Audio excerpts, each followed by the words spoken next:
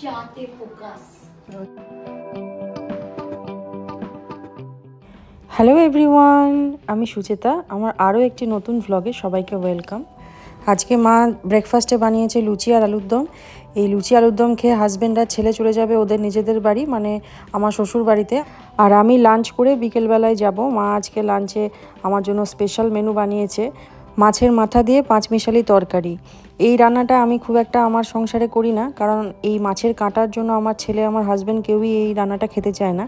তবে নিরামিষ করলে পাঁচমিশালি তরকারিটা মোটামুটি হাজব্যান্ড ছেলে সবাই খায়। তবে আমি এই মাছের মাথা দিয়ে রান্নাটা খেতে বেশি পছন্দ করি। আমার শ্বশুরবাড়ির সবাই এখন কলকাতাতেই আছে আমাদের ফ্ল্যাটে, আর শান্তিনিকেতনের বাড়িতে এখন আছে মাসি শাশুড়ি, ভাসুর আর ভাসুরের বড় মেয়ে। তো আজকে মাসি শাশুড়ির সঙ্গে দেখা করতে যাব। আমার বাবার বাড়ির থেকে আমার শ্বশুরবাড়ির ডিস্টেন্স হচ্ছে মাত্র 5 থেকে 7 মিনিট। সেই কারণে অনেকেরই ধারণা যে আমাদের হয়তো লাভ ম্যারেজ ছিল, কিন্তু আমাদের অ্যারেঞ্জ ম্যারেজ। আনন্দবাজার পত্রিকায় যে পাত্রপাত্রীর অ্যাড দেওয়া থাকে সেই দেখে আমাদের বিয়ে হয়েছিল। এই হলো আমার শ্বশুরবাড়ি। বাচ্চাগুলোর আওয়াজ পাচ্ছি না, আমার ছেলে আমার ভাসুরের মেয়ে দুটোই তো দুপুরে ঘুমোয় না। দেখি ভেতরে গিয়ে ওরা কি করছে।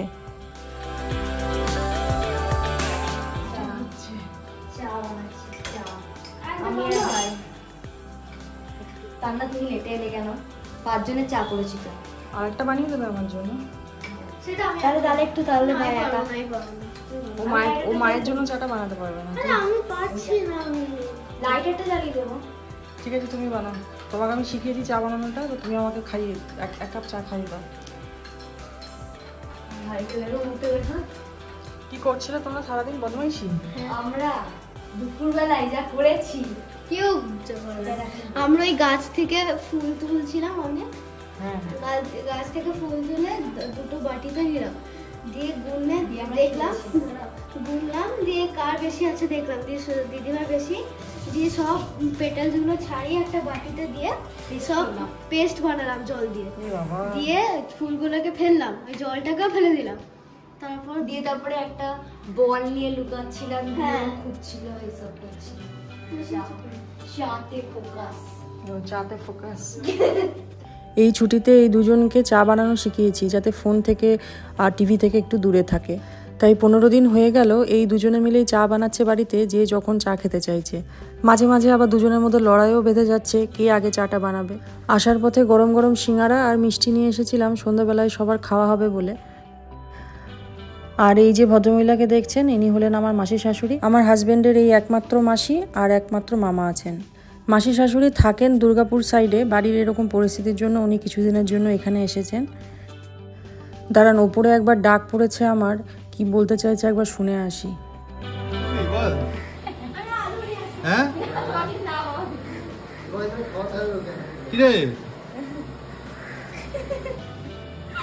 বেবি আমার তাড়া করছিল, ওটা এমনি চলে যাবে।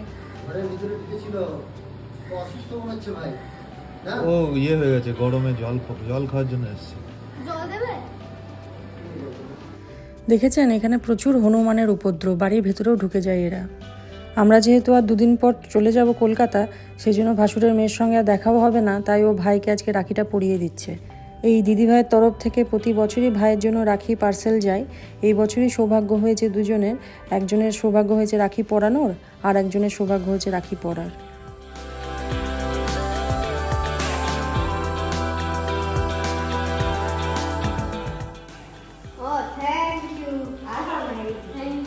তোমার গিফটটা কি হবে?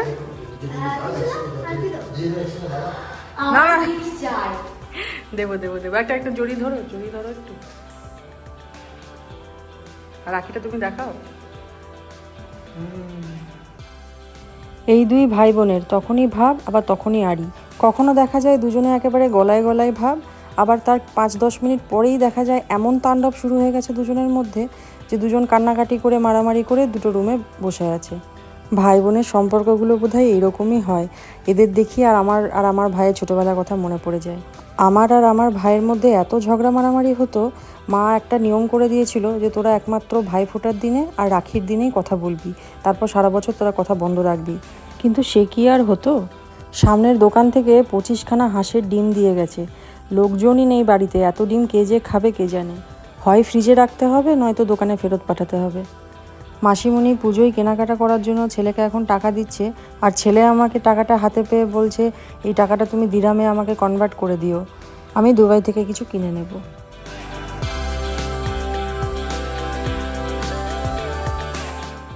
মাসিমণিরা যেদিকে থাকেন সেদিকে যে কোনো ধরনের ছাতু খুব ভালো পাওয়া যায়, সেই জন্য মাসিমণি যখনই আসেন তখনই বাড়ির জন্য ছাতু নিয়ে আসেন।